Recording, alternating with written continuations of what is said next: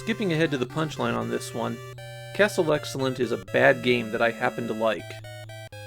I play it, but I'd never recommend that anybody else play it. At one glance, Castle Excellent has all the telltale signs of a computer game port. The color palette, the awkward controls, the action restricted to a small area, but those areas are all interconnected.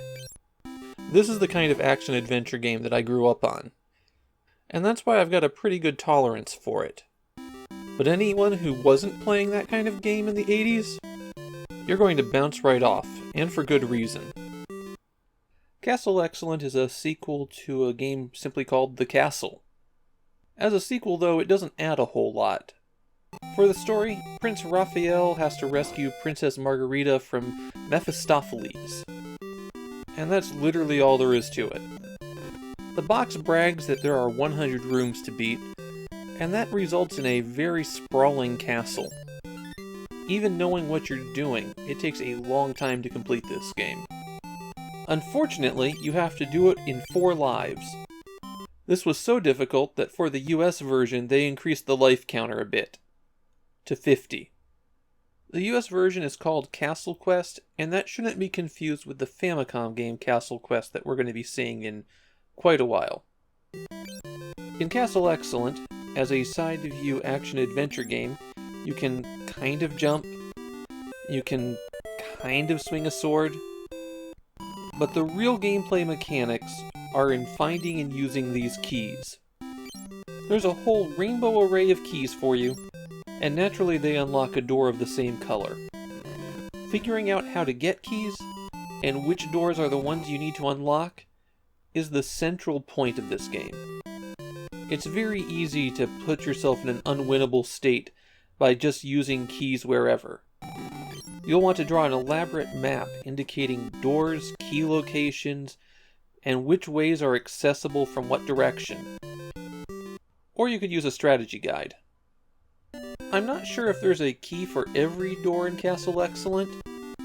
If there is, there's a very specific path you'd have to take to collect all the keys. The action in this game is pretty rough. For example, the jumping is floatier than a hot air balloon rally. You move slowly up, and there's a fixed duration of your jump regardless of how high the ceiling is. Press jump and hold it down, and you'll stay up for the maximum jump time even if you hit your head. The slow rise and descent also means that your jumps are a lot longer than you might think. At least the floatiness gives you a lot of air control, which you can use for some really outrageous jumps. You also have this sword you can swing, but it's not effective against all enemies. And even on the enemies that it does work with, the timing can be pretty tricky. You have to be walking in a direction in order to pull out your sword, and that just makes the timing worse. For the most part, I found it easier to jump and swing the sword, but that does require some platform setup. It seemed to be much easier to kill enemies by pushing them into objects. Bumping them slightly with a box will make them pop out of existence. There are a lot of block pushing puzzles in Castle Excellent too. Box positions reset when you leave and re-enter a room, but any enemy that you've destroyed remains gone forever. Besides boxes, candles, and vases that you can push, you'll find elevators in rooms. The large ones often have a passageway below them, but don't go down it, so you'll have to fall through the gap. The small ones look like they have spikes on the side, but that's actually a screw, so you can just push into them. This type of elevator moves when you move this specially marked box, so be careful of the position of that one. Naturally, the elevators can crush you and enemies. They can crush boxes too, so be careful as you move those around. These wavy beams are solid while they're moving, but you can pass through them when they've stopped. They don't hurt you, and you can just walk right on top of them. The moving platforms are kind of tricky because you don't move with them. When you're on top of them, you're going to have to walk to stay on them. Water is fatal unless you're carrying an air tank. And even if you are, you can't swim in it. Air tanks are just picked up in a room, and they last for a limited time, The background music changes, so that's how you know you've run out. For the rest of the pickups, the crosses, rings, and money bags are just points. You can ignore them. The potions, on the other hand, are extra lives. One good thing about Castle Excellent is that it's very generous with those extra lives.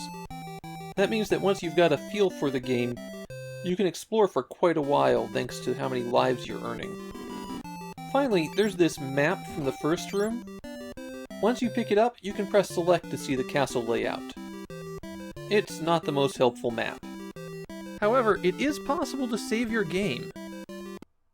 Castle Excellent is the first game to support ASCII's Turbo file, a device that plugs into the expansion port and lets you save games from ASCII. I think it has about 1K of memory in it. I'll give you a couple quick tips to get started. When you start playing, you really need to explore the basement first. But you have to get the green key that's in the first room to get into the basement. And that's only accessible by falling from the room up above. So if from the first room you go to the right, the bottom door will lead you to a blue key. You don't have to open the yellow door by it because you can go back the way you came, and that saves a yellow key for you. Then you can go up on the elevator, get the keys that you can from that room, then go left and down. Finally, you can get the green key and enter the basement.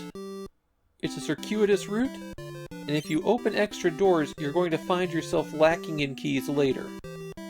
And it's a good primer on why I don't recommend Castle Excellent to anyone. If you like this kind of puzzle platforming action adventure, you have so many better options these days. But maybe if you're a weirdo like me who cut their teeth on this style of game on their Commodore 64 or Apple II, you might just find something to enjoy in it.